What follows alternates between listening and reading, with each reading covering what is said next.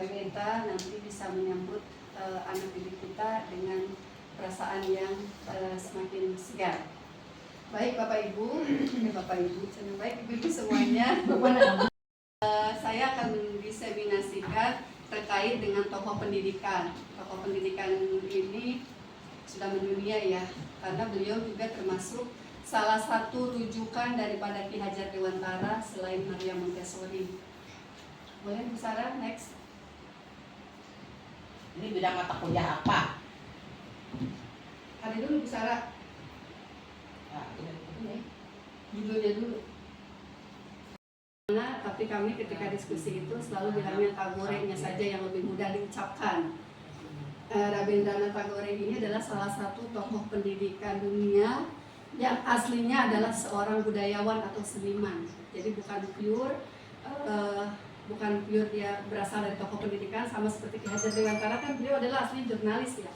Tapi ketika ada pengalaman yang membuat beliau terjun menjadi seorang pendidik, ini juga yang terjadi pada Tagore atau Tagore. Kalau saya bilang Tagore seperti orang Batak, bilangnya Tagore. Silakan Bu Sarah. Nah ini adalah yang tadi dulu Bu Sarah, slide yang kedua. Ini adalah salah satu tugas kuliah dari wawasan profesi pendidikan, di mana salah satu dosennya adalah ada dua pengampu, ada Bu Dr. Yesi, kemudian ada Bu Dr. Arum. Ini merupakan dosen-dosen yang luar biasa, yang yang membidangi ini. Kemudian juga ada salah satu moto saya adalah kita adalah apa yang kita pikirkan. Kalau kita berpikir kita bisa, pasti bisa.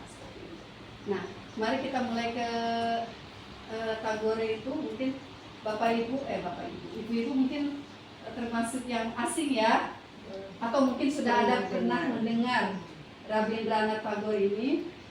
Nah, ini adalah orangnya. Beliau kelahiran 1861, berarti sudah satu abad yang lalu ya akhirnya. Nah, dia adalah berasal dari India, tepatnya di Kalkutta. Kemudian juga dia sudah yatim dari kecil. Jadi ketika dia sudah yatim dari kecil. Kemudian juga ayahnya itu jarang sekali bergaul dengan beliau karena mungkin sibuk dengan pekerjaannya. Kemudian juga ibunya waktu kecil sudah meninggal, berarti piatu kalau kita bilang. Dan juga Rabindranath ini diserahkan kepada seorang pembantu. Kebetulan pembantunya ini termasuk yang tidak mengemong, tidak mengayomi. Jadi pembantu yang dipasrahkan oleh ayahnya ini adalah pembantu yang kalau dibilang mungkin melakukan tindakan kekerasan ya. Karena Tagore ini adalah ayahnya itu tuan tanah orang kaya. Karena beliau saking sibuknya dengan pekerjaannya, beliau diserahkan kepada pembantu, dan ternyata pembantunya ini melakukan tindakan kekerasan kepada beliau. Kemudian juga kastanya beliau itu Brahmana. Seperti yang kita tahu kalau di India itu kan kasta-kasta, ada salah satu kasta yang paling tinggi adalah Brahmana. Nah, beliau ini termasuk salah satu di kasta tersebut, makanya termasuk orang terpandang. Kalau kita lihat dari wajahnya juga sepertinya ganteng ya, asik, seperti orang-orang India pada umumnya. Terus kelihatan mukanya itu muka orkanya kelihatan, old money. muka orkanya kelihatan. Nah, bukanlah yang namanya hidnya, meskipun pada asal mulanya beliau adalah seorang seniman ya. Nah, saya lanjutkan langsung ke konsep pendidikannya ya. Tadi sudah kita lihat kaitan dengan biografinya beliau. Ini adalah konsep pemikiran tentang yang dimiliki oleh Tagore. Yang pertama adalah pendidikan awal. Pendidikan awal itu berasal dari rumah. Ini sejalan dengan yang kita tahu ya, karena pendidikan itu awalnya adalah dari rumah, bukan di sekolah, bukan di masyarakat. Berawal dari rumah. Rumah adalah merupakan salah satu ekosistem yang akan yang akan dilalui oleh anak. Bagaimana ketika dia di rumah mendapatkan sebuah proses pengasuhan ataupun pendidikan, maka dia akan bisa bertahan mungkin di sekolah, mungkin di masyarakat, seperti itu. Kemudian juga kasta. Ini menimbulkan satu stigma bahwa manusia itu berbeda, padahal sebenarnya kita sama, dan mereka karena dibedakan oleh kasta-kasta yang mengakibatkan pada perlakuan, kemudian juga hak dan kewajiban yang berbeda, itu menjadi dasar sebuah pemikiran beliau. Salah satu filosofi dari Tagore ya, yang pertama adalah pendidikan holistik. Menurut beliau itu yang namanya pendidikan itu harus holistik atau menyeluruh. Artinya ketika seorang manusia yang dikembangkan bukan hanya sekedar pemikiran secara akademik, tetapi juga bagaimana kita menggali potensi yang ada pada diri kita sendiri, baik itu mulai dari karakternya, kemudian juga dari segi akademisnya, kemudian juga dari segi kesehatannya. Itu semua adalah pendidikan yang menyeluruh atau holistik. Kemudian yang kedua adalah belajar dari alam. Tagore itu berpendapat bahwa dengan kita belajar itu nggak harus di sekolah, nggak harus sebuah pendidikan formal yang ada dalam satu ruangan, tapi dengan kita berada di luar, kita bisa melihat bahwa ternyata banyak sekali yang bisa kita pelajari. Salah satunya adalah dari alam. Karena jiwa seninya beliau yang begitu tinggi, sehingga apapun yang beliau lihat itu menjadikannya sebuah pelajaran. Kemudian yang ketiga adalah kebebasan dan kreativitas, di mana Tagore itu berpendapat bahwa yang namanya sebuah pendidikan itu tidak terbatas, harus menimbulkan pemikiran-pemikiran yang kreatif, dan juga harus menimbulkan pemikiran yang kritis terhadap suatu permasalahan. Dan yang namanya pemikiran seseorang itu tidak bisa disamaratakan dengan pemikiran yang satunya lagi. Artinya ketika seorang anak atau peserta didik mempunyai konsep atau pemikiran yang berbeda dengan yang lainnya, bukan berarti kita harus menyalahkan, kita harus menghargai. Itu namanya kebebasan untuk menghormati pemikiran-pemikiran anak tersebut. Kemudian juga pendidikan seni. Nah, menurut Tagore ini seni merupakan bagian yang tidak terpisahkan dari seorang peserta didik, karena dengan seni itu kalau tidak salah membangun otak kiri. Jadi artinya ketika otak kanan seorang anak itu bisa distimulasi melalui akademisnya, otak kiri pun harus distimulasi juga dengan seninya tersebut. Nah, ini adalah Vispa Bharati University, salah satu universitas, sebuah eksperimen dia. Saking kayanya mungkin ya, karena jiwa pendidiknya muncul, beliau mendirikan sebuah universitas di mana pemikiran-pemikiran beliau itu ditumpahkan dalam sebuah sekolah, di mana itu pure adalah pemikiran-pemikiran beliau. Yang pertama adalah Vispa Bharati University ya, pendiriannya itu didirikan pada tanggal 1921 dengan menggabungkan tradisi timur dan barat, karena India itu adalah salah satu negara Asia, kemudian juga dijajah oleh Inggris. Artinya selain itu menimbulkan efek samping, efek negatif, mungkin juga ada efek positifnya, yaitu adalah salah satu kebudayaan yang Inggris bawa ke India, dan dia melihat bahwa ini sebenarnya kebudayaan ini bisa kita berikan ke peserta didik kita seperti itu. Kemudian juga kurikulum yang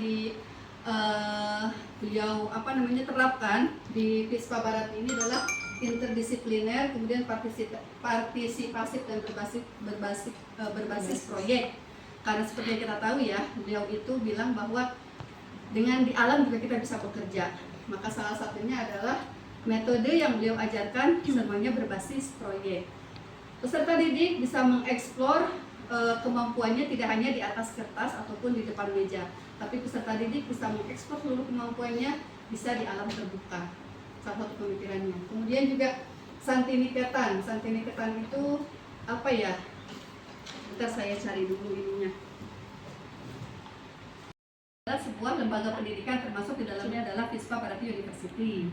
Jadi ketika beliau mendirikan sebuah lembaga pendidikan, itu harus dengan lingkungan yang harmonis dan juga serasi dengan alam sekitar. Jadi beliau berpendapat bahwa pendidikan itu harus menyatu dengan alam, karena beliau seniman. Jadi kita bisa belajar dari lingkungan yang ada di sekitar. Kemudian juga banyak sekali tokoh-tokoh yang terkenal yang terilhami oleh gaya beliau dalam mendidik peserta didik ini. Selanjutnya Bu Sarah. Nah, apa yang menjadi relevansi antara pemikiran Tagore ini dengan kurikulum Merdeka? Ada banyak sekali relevansinya ternyata. Yang pertama adalah kurikulum Merdeka. Sebelum boomingnya deep learning yang sekarang, kalau kurikulum insya Allah belum ada perubahan sampai sekarang.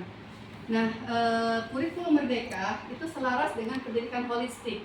Artinya kita juga sudah belajar bahwa memerdekakan murid untuk bisa mengeksplor seluruh kemampuannya, tidak hanya terbatas pada kemampuan secara akademik, tapi juga kemampuan-kemampuan lainnya. Nah, ini sejalan. Kemudian juga yang namanya belajar itu tidak hanya berpusat pada guru. Kita sebagai guru di sekolah hanya sebagai fasilitator. Kita hanya menyediakan apa yang menjadi kebutuhan peserta didik. Jadi bukan berarti anak berpusat kepada guru, tapi bagaimana kita bisa menarik minat anak untuk bisa mengeksplor dirinya, mengeksplor apa yang dia mau, dan kita sebagai guru hanya memfasilitasinya. Kemudian yang kedua adalah pendidikan karakter. Pendidikan karakter ini juga sejalan dengan pemikiran Tagore, di mana itu tadi bahwa yang namanya kemampuan secara akademik itu bisa distimulasi sejalan dengan pendidikan karakternya, bukan hanya dari aspek kognitifnya, tapi juga dari aspek sosial emosionalnya, dari aspek spiritualnya, itu sejalan dengan pendidikan di Indonesia saat ini. Kemudian adalah pembelajaran berbasis proyek.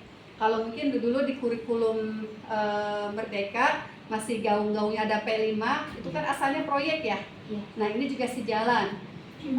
Bahkan dulu sebelum adanya P5 kita juga sudah mengenal yang namanya proyek, bahwa pembelajaran itu tidak hanya sebatas guru memberitahukan kepada anak atau anak mencari tahu, tapi bagaimana memecahkan suatu masalah. Kemudian juga adanya integrasi seni dan budaya lokal. Nah, ini juga sejalan karena yang namanya budaya lokal tetap masih kita pertahankan di pendidikan di Indonesia, ada yang namanya muatan lokal. Kemudian juga ketika ada namanya budaya-budaya dari luar, tidak serta-merta ditelan bulat-bulat ya, pasti dicocokkan kembali apakah ini cocok dengan budaya kita atau tidak, seperti itu. Bu Sarah selanjutnya. Nah, ini adalah salah satu peninggalan dari Tagore tersebut. Yang pertama adalah Gitanjali. Ini merupakan sebuah nyanyian, song offering atau ini bahkan menjadi salah satu lagu yang wajib satu daerah, karena ini bentuknya syair tentang kehidupan. Kemudian juga Sonatari, Manasi, Balaka, Keya, ini adalah puisi-puisi yang diciptakan oleh beliau yang isinya berisi tentang kehidupan di dunia ini. Kemudian juga ada musik dan lagu map, yang ini yang saya bilang ya, Rabindra Sangit.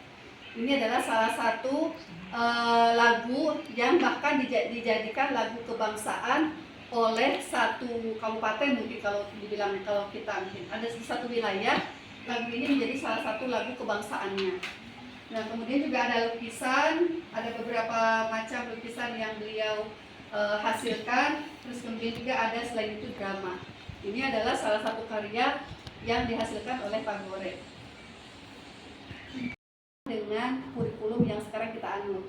Kemudian juga hubungan antara guru dan siswa. Kalau dulu mungkin hubungan guru dan siswa itu guru lebih kepada pusat informasi, kemudian siswa lebih kepada objek. Nah, kalau sekarang kan setara ya, kita hanya sebagai fasilitator atau memfasilitasi apa yang akan dipelajari oleh murid. Kemudian juga keterkaitan budaya dan lingkungan yang pasti itu ada keterkaitannya. Contoh, misalnya kita di Karawang nih, budaya kita kayak saya nih, misalnya orang Karawang asli ngomongnya kan beras. Karena apa? Karena di Karawang itu kan panas. Itu berpengaruh loh secara tidak langsung. Beda dengan mungkin yang Bu Neng yang orang Bandung gitu misalnya, atau Bu Rita yang asli orang Bandung yang ngomongnya juga halus, lembut. Karena apa? Di Bandung mah dingin gitu. Nah, ini juga sejalan antara budaya dan lingkungan itu sangat berpengaruh. Jadi kita tidak bisa menyamakan antara misalnya yang Papua yang jelas-jelas pegunungan dengan pantai. Nah, orang gunung misalkan Bu Ici nih yang di Karawang juga dengan orang saya orang pantai. Ini orang mana ya, Sa? Seperti ini baru satu wilayah ya, apalagi yang beda wilayah. Kemudian juga pendidikan untuk perdamaian dan kemanusiaan. Jadi pendidikan itu bukan hanya mengintarkan, tapi bagaimana menjadikan kita damai, kemudian juga kemanusiaan. Artinya pendidikan itu untuk kemanusiaan manusia. Bukan berarti ketika seorang itu dididik, bagaimana dia bisa memahami dirinya sendiri, terus apa yang dia maui, itu artinya memanusiakan manusia. Kemudian juga pendidikan karakter dan kreativitas, seperti yang kita tahu ya, pendidikan karakter itu sedang digembar-gemborkan karena mungkin melihat daripada sekarang ini karakter kita waktu kecil beda mungkin dengan yang sekarang, termasuk apa ya, degradasi mungkin ya. Nah, diimplementasikannya seperti apa? Jadi ternyata peluang-peluang yang ada di pemikiran Tagore ini bisa kita implementasikan di pendidikan di Indonesia karena memang sejalan seperti itu. Karena holistik iya, kita melaksanakan pendidikan holistik karena tidak hanya menstimulasi secara kognitifnya, tapi juga sosial emosionalnya, spiritualnya, kemudian juga jasmani dan rohaninya ya. Kemudian juga budaya dan lingkungan, cara mengajar kita antara satu daerah dengan daerah lain pastinya berbeda, dan itu ada saling keterkaitan. Kita pasti di daerah Karawang mengenalkan yang namanya budaya-budaya yang ada di Karawang. Begitu juga dengan teman-teman kita atau saudara-saudara kita yang ada di Indonesia Timur, mungkin Indonesia Barat, pasti mengenalkan budaya-budaya lokalnya. Kemudian juga yang namanya pendidikan itu pastinya untuk perdamaian, bagaimana kita bisa merangkul semua kalangan, bagaimana kita bisa memberikan sebuah pengasuhan tanpa melihat dia siapa, dia apa, tanpa memandang ras. Kemudian juga pendidikan karakter dan kreativitas, artinya kita juga sering mengajarkan anak-anak untuk bisa membuat sebuah hasil karya. Bahkan ketika kita mengajarkan seperti A misalnya, ternyata anak-anak itu udah banyak-banyak macam-macam yang bela-bela. Nah itu hal-hal seperti itu yang sering kita munculkan dan kita tidak pernah menyalahkan kan, karena memang itu adalah kreativitas mereka. Selanjutnya, nah ini sudah pada kesimpulan di mana dia menawarkan visi pendidikan yang humanis, holistik dan bebas yang masih relevan hingga saat ini. Kemudian juga karya nyatanya adalah melalui Santiniketan atau lembaga pendidikan dan sebuah universitas. Cara itu punya cara. Tapi dia juga tetap menyuarakan yang namanya sistem pendidikan kolonial yang kaku. Mungkin sebelum ketika dia kecil, sistem pendidikan di India itu karena ada kasta-kasta, jadi beda juga perlakuan hak dan kewajiban, dan dia mengkritik hal seperti itu. Kemudian juga pemikiran ini bukan hanya sekedar teori, tapi juga menekankan bukan hanya sekedar teori, tapi juga lahir dari pengalaman-pengalaman yang dialami selama masa hidupnya. Seperti itu. Dan mohon izin, terima kasih, mungkin itu yang bisa saya sampaikan, dan mohon maaf tidak ada pertanyaan ya. Mungkin itu yang saya dari, terima kasih.